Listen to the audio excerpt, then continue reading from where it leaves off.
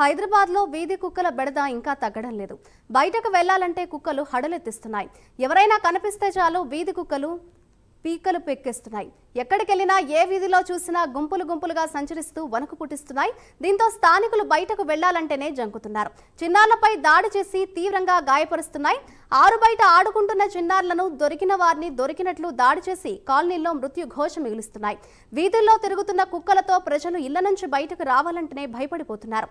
ముఖ్యంగా వీధి కుక్కలు చిన్నపిల్లల ప్రాణాలను తీయడం ఆందోళన కలిగిస్తోంది.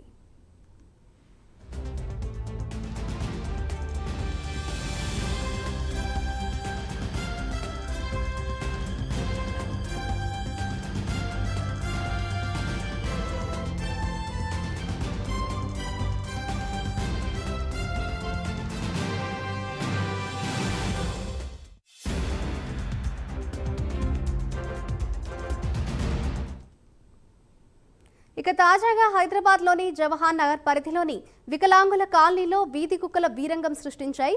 ఇంటి బయట ఆడుకుంటున్న 2 ఏళ్ల బాలుడు విహాన్పై విచక్షణ రహితంగా దాడి చేయడంతో బాలుడు తీవ్రంగా గాయపడ్డాడు. వీధి కుక్కల దాడిలో బాలుడి ఒంటిపై తీవ్ర గాయాలు కావడంతో హుటాహుటిన గాంధీ ఆసుపత్రికి తరలించి చికిత్స అందిస్తున్నారు.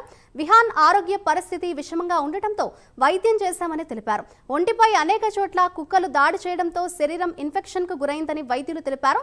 దీనివల్ల బాలుడు తీవ్ర గాయాలతో మృతి చెందాడని వైద్యులు వెల్లడించారు.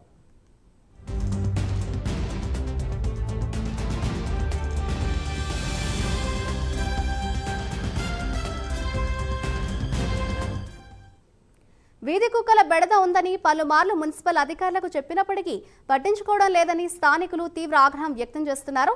గత కొన్ని రోజులుగా జవహర్ నగర్ మున్సిపల్ కార్పొరేషన్ పరిధిలో వీధి కుక్కలు స్వైర విహారం చేస్తూ ప్రజలను ఇబ్బందులకు గురి చేస్తున్నప్పటికీ పాలకులు అధికారులు పట్టించుకోవట్లేదని ప్రజలు ఆవేదన వ్యక్తం చేస్తున్నారు. చిన్నారులపై ప్రభుత్వం చర్యలు తీసుకుంటారని చెబుతున్నా వీధి కుక్కలు దాడికి తెగబడుతున్నారని స్థానికులు వాపోతున్నారు.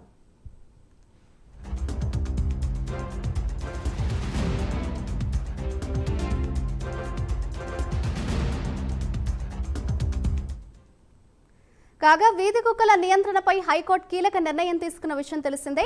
కుక్కల నియంత్రణకు వారంలోగా నిపుణుల కమిటీని ఏర్పాటు చేయాలని జూలై 11న హైకోర్టు ఆదేశించింది. అయినా ఉదాసీనంగా వ్యవహరించే వారిని వదిలిపెట్టబోమని హెచ్చరించింది.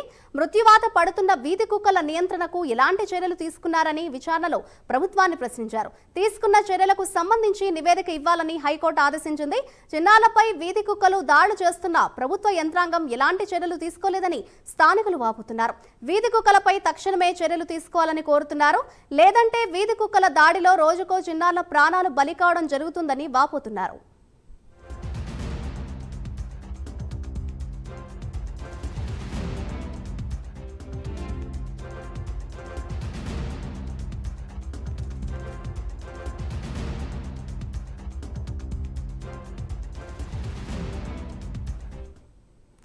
ఇక జవహర్ నగర్ విషాద ఘటనపై ముఖ్యమంత్రి రేవంత్ రెడ్డి స్పందించారు.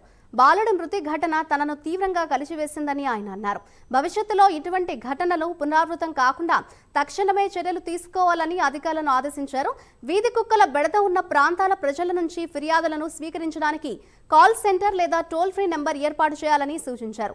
వీధి కుక్కల దాడులకు వాతావరణ పరిస్థితుల లేక సీజనల్ కారణాల అనే అంశంపై అధ్యయనానికి పశు వైద్యులు, బ్లూ క్రాస్ వంటి స్వచ్ఛంద సంస్థల నిపుణుల కమిటీ వేయడం జరుగుతుందని రేవంత్ రెడ్డి అన్నారు.